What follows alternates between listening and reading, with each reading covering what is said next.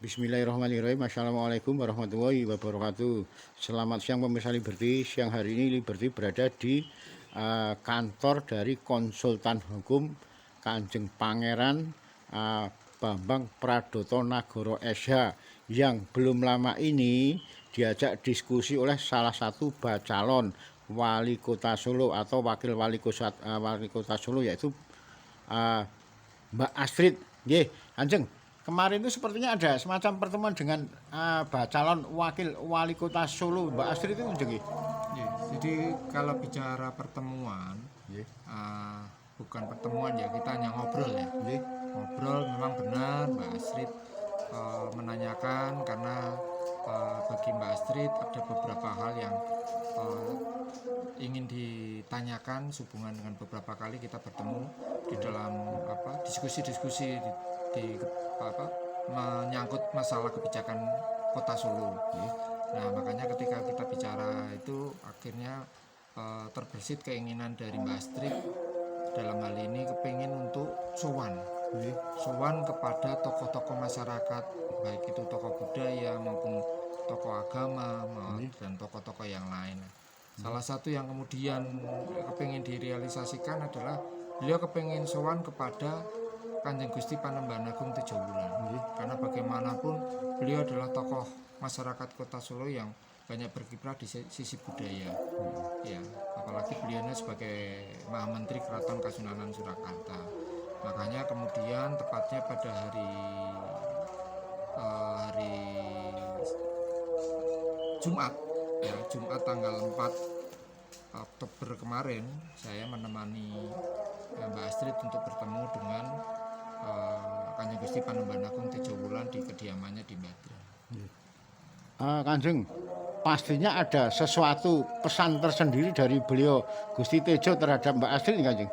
Oh iya, karena saya mendampingi ya, salah satu kesan yang muncul adalah beliau sangat respect ya, sangat respect terhadap Mbak Astrid, di mana ini pertama kalinya di Kota Solo muncul calon pemimpin dari perempuan. Ya, kita tidak bicara bias gender, tetapi kita bicara pada aspek ada keberanian calon pemimpin perempuan untuk tampil, dan ini pertama kalinya. Makanya beliau sangat appreciate sekali, apalagi yang muncul ini justru perempuan yang masih muda usia, dan kemudian masih ngomongke dalam tanda kutip masih kerso sowan, masih mau sowan ke pada orang-orang tua. Dia menganggap dirinya sebagai orang tua, makanya ketika Mbak Astrid datang ya dianggap seperti anaknya, sowan kepada bapaknya untuk kemudian minta dibimbing, untuk minta masukan dan sebagainya. Banyak sekali yang beliau sampaikan kepada Mbak Astrid ya, untuk bekal di dalam rencana untuk maju ke Pilkada Kota Solo. Kanjeng, menurut Sinuwun Gusti Tejo kemarin itu, mungkin nggak si Mbak Astrid ini nanti menang dalam Pilkada Solo ini? Iya, dalam kapasitas ini beliau tuh kan posisinya sebagai tokoh budaya ya. Jadi semuanya pasti akan dirangkul ya. Ya, baik itu paslon yang nomor 1 maupun paslon nomor 2 ya. Tetapi pada intinya bahwa kesempatan itu ada. Bahwa kemungkinan itu besar, masih banyak. Kenapa beliau mengatakan besar atau banyak? Karena ini pertama kalinya ada dalam kontestasi Pilkada Kota Solo ada calon dari perempuan. Nah, itu kan akan mewakili keterwakilan perempuan-perempuan di Kota Solo yang secara statistik jumlahnya lebih banyak daripada laki-laki. Nah, kalau betul-betul programnya mampu memberikan harapan, ya, bukan hanya janji tetapi harapan yang bisa direalisasikan, tidak menutup kemungkinan Mbak Astrid itu atau pasangan calon ini bisa maju untuk menjadi wali kota dan wakil wali kota Kota Solo. Menjadi pemenang gitu, Kanjeng. Ya, Kanjeng, kalau Panembahan Agung Tejowulan sendiri itu kan orang Gerindra sih. Nah, terus dalam hal ini, sementara ini, maaf, Gerindra sendiri harusnya kan pada saat itu kan Mas Bri, terus mendadak tiba-tiba ada Mas Respati itu, termasuk dari PDIP juga. yang Bambang Gagi tidak ikut kontestan tiba-tiba bisa masuk dan langsung menjadi calon wakil wali kota. Nah sepertinya kan dari kedua pasangan ini kondisinya kok yang carut marut nih Kanjeng. Jadi kalau beliau ya dalam hal ini Kanjeng Gusti Panembahan Agung Tejo Wulan sekali lagi itu bicara udah politik praktis ya. Ketika bicara politik praktis itu diserahkan kepada kebijakan dari masing-masing partai. Ya, jadi apakah kemarin di PDIP paslon nomor 1 yang ikut konvensi ya dalam bahasa yang dikenal karena konvensi atau mendaftarkan itu kan hanya satu yaitu wali kotanya, sementara wakil wali kotanya tidak, tetapi kan tetap keputusan terakhir ada pada DPP ya, di pimpinan pusat kan, PDIP ya, kita harus menghormati. Jadi bagi Gusti Tejo Wulan tidak menjadi persoalan, siapapun yang mau maju silakan untuk membuat program-program yang memang benar-benar bisa nantinya ke depan menyejahterakan. Makanya Gusti Tejo Wulan itu selalu kemarin selalu mengingatkan kepada Mbak Astrid, kalau memang ada program mau melanjutkan program-program yang sebelumnya, tolong dilakukan betul-betul dengan yang namanya analisa. Ya, apa yang akan dilanjutkan, seperti apa yang akan dilanjutkan dan sebagainya. Makanya Mbak Astrid sendiri mengatakan mendapatkan sangu ya, selain sangu dalam bentuk dukungan ya, kedua kali juga sangu dalam bentuk masukan, ketiga kalinya juga sangu dalam sisi spiritual. Kanjeng kan itu dari PDIP Kanjeng. Kalau yang dari Gerindra kan sebenarnya warga masyarakat Kota Solo itu sepertinya saat itu menghendaki Mas Bri, kok tiba-tiba muncul dari nama yang lain ya. Lah, kalau masalah itu kan terserah dari ketua DPC-nya Gerindra Solo. Atau katakanlah dari koalisi Kim ya. Nah, kenapa akhirnya memilih pasangan calon yang sekarang termasuk di dalamnya ada Mbak Astrid? Ya kan tidak bisa yang namanya Kanjeng Gusti Panembahan Agung Tejo Wulan cawe-cawe. Dia kan tidak masuk dalam struktur Gerindra, katakanlah kalau tadi dikatakan sebagai pengurus Gerindra, kan dia tidak masuk dalam struktur Gerindra Kota Solo dan tidak bisa kemudian ikut intervensi. Makanya bagi beliau siapapun silakan, kalau hanya sekedar mau sowan untuk mau mendapatkan input, masukan dan sebagainya, beliau sih oke-oke saja. Kalau itu tadi kan Gusti Tejo kalau sekarang Kanjeng sendiri selaku konsultan hukum, fase hukum, kerabat dalam Keraton Kasunanan Surakarta Diningrat. Lah, kalau menurut Kanjeng sendiri memandang pada saat itu Mas Bre loh, kok tiba-tiba bisa muncul nama yang lain tuh gimana kalau menurut Kanjeng? Coba ditanyakan ke Mangkunegaran ya, ke Puro Mangkunegaran. Kenapa kemudian di menit-menit terakhir Mas Bri atau Gusti Mangku tidak kerso? Ya kan konon katanya ada juga penolakan dari internal ya. Nah kalau itu kan sekali lagi saya tidak bisa masuk ke dalam.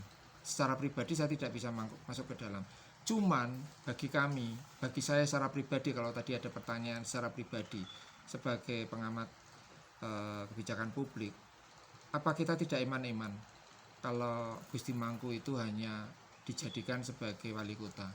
Kenapa tidak kita dorong ke yang lebih tinggi, katakanlah menjadi anggota DPD, sehingga kita suara Kota Solo ke depannya itu menjadi lebih terdengar di kancah nasional. Apalagi kalau betul prolegnas yang akan datang 2025 itu diantaranya akan membicarakan atau akan membahas terkait dengan rancangan undang-undang pencabutan moratorium, yaitu pemekaran wilayah provinsi, yang mana Jawa Tengah salah satunya juga Kota Solo diisukan akan menjadi provinsi tersendiri, entah namanya Daerah Istimewa Surakarta ataukah diberi nama yang lain. Nah ini kan kita harus siap. Makanya kalau saya, kenapa kita harus membelenggu beliau sebagai wali kota? Biarkan saja beliau sekarang ini mumpung usianya masih muda, masih bisa berkembang, masih bisa belajar. Ya katakanlah 3-4 tahun ke depan ini mempersiapkan diri untuk pada tahun kelima nanti maju menjadi anggota DPD, sehingga statusnya menjadi sama dengan Keraton Jogja yang memiliki Ratu Emas di DPD. Kan eman-eman toh, Mas. Iya. Gini Kanjeng, karena kan kemarin tuh kebetulan saya beberapa kali ngikuti beliau Mas Bri ya, dan Mas Bri itu di setiap daerah kaluran-kaluran yang ada di Solo yang dikunjungi selalu seneng mengeluh-elukan Mas Bri. Nah, kalau sekarang tiba-tiba Mas Bri nggak jadi, terus calon yang penggantinya ini opo iso meraup dari suara-suara yang kemarin tuh bacot dan dukung Mas Bri gitu gimana Kanjeng? Nah, justru itulah yang tadi diutarakan oleh Kanjeng Gusti Panembahan Agung Tejo Wulan. Tergantung dari masing-masing balon ini, bakal calon ini, pasangan calon ini ya, paslon ya. Bagaimana mereka membuat program-program kerja, ya, nanti penilaiannya kan 100 hari ya. Apakah 100 hari itu semua yang dijanjikan ini betul-betul terrealisasi, bisa direalisasi, setidak-tidaknya bisa direalisasikan, ataukah hanya janji surga. Ya, makanya apakah bisa meraup suara dari masyarakat yang kemarin konon katanya mendukung Mas Bri, ya harusnya bisa dong. Nah, silakan siapa yang pintar-pintar membuat program yang mampu dipandang atau dipikir oleh masyarakat itu adalah program yang realistis, bukan program yang bombastis, apalagi kalau program-program copy paste. Nggih. Gini Kanjeng, mungkin Kanjeng sendiri sebagai pengamat kebijakan publik, mungkin ada semacam saran sih supaya nanti pasangan Respati ini bisa mendapat hati di warga masyarakat Kota Solo dan menang. Karena saat itu mereka lebih mengagungkan nama besarnya Mangkunegoro 10. Lah mungkin Kanjeng punya saran biar mereka bisa menang? Mungkin bagi saya saran bukan ke satu paslon ya, saya tetap harus netral ya. Jadi kalau saya silahkan tadi berlomba-lomba membuat program yang realistis. Sebetulnya saya sudah pernah menyatakan itu di dalam sebuah pertemuan beberapa waktu yang lalu. Solo itu 2025 ke depan itu banyak yang harus dipikirkan. Di antaranya Raperda Pendidikan. Raperda Pendidikan kita kan dibuat terakhir 2004. Itu kan harus dievaluasi. Sudah berapa banyak kurikulum yang berubah. Kemudian juga Perda Pendidikan, lalu Perda Ripkada, Rencana Induk Pengembangan Kepariwisataan Daerah Kota Surakarta kan habis tahun 2026. Nah, itu kan harus mulai dievaluasi. Ya kan paling tidak 2025 itu belanja masalah dulu lah, evaluasi, kemudian apa masalah yang muncul, kemudian nantinya pada saat mau membuat raperda itu sudah memiliki gambaran kira-kira mau dibawa kemana. Kan yang harus dipikirkan ada beberapa destinasi pariwisata yang kemarin masuk 17 program unggulan Kota Solo, program nasional Kota Solo.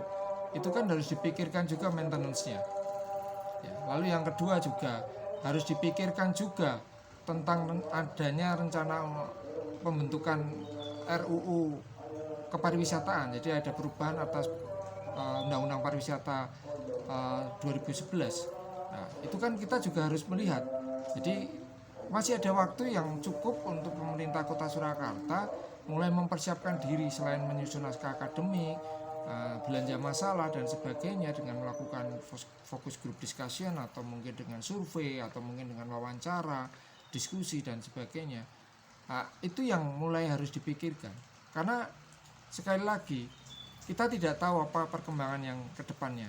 Apalagi dengan muncul isu terkait dengan ada tiga hal yang menurut saya harus mulai dipikirkan Kota Solo adalah rancangan undang-undang pariwisata, dua adalah rancangan undang-undang tentang pemekaran wilayah yang tidak menutup kemungkinan Jawa Tengah akan dipecah menjadi 3 hingga 4 provinsi, dan yang terakhir adalah rancangan tentang undang-undang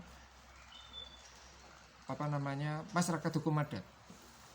Karena bagaimanapun justru rancangan undang-undang yang terakhir yang saya sebutkan masyarakat hukum adat itu, perlindungan terhadap masyarakat hukum adat itu, Solo bisa memberikan masukan yang sangat berharga.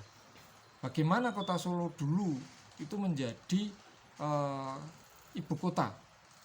Kan Solo Surakarta atau Solo itu kan menjadi ibu kota dari negari Surakarta. Nah, bagaimana dulu ada Haminte dan sebagainya. Kan mohon maaf ya, saya salah satu orang yang mempertanyakan istilah daerah istimewa Surakarta. Karena setahu saya tidak pernah ada peraturan yang menyatakan terkait adanya Surakarta sebagai daerah istimewa. Tetapi Haminte hanya mengatakan membentuk panitia untuk menyusun daerah istimewa Surakarta. Jadi baru pada tahap pembentukan kepanitiaan, belum sampai daerah istimewa Surakarta. Nah itu kan yang harus mulai dipikirkan. Makanya PR-nya pemerintah yang akan datang itu selain menjalankan yang sekarang ini, ya termasuk PAD, peningkatan PAD dan sebagainya, tapi juga harus mulai mempersiapkan diri untuk kemungkinan munculnya peraturan-peraturan baru di tingkat nasional yang imbasnya secara tidak langsung akan mengenai kota Surakarta. Siap, Nggih. Terima kasih Kanjeng. Demikian wawancara Liberty dengan beliau Kanjeng Pangeran Bambang Pradoto Nagoro SH, kerabat dalam Keraton Kasunanan Surakarta Diningrat, sekaligus sebagai pengamat kebijakan publik yang ada di Kota Solo.